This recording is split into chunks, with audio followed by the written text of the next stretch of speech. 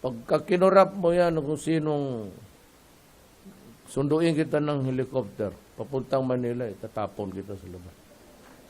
Oh. Nagawa ko naman yun, ma'am. Bakit hindi ko gawin uli?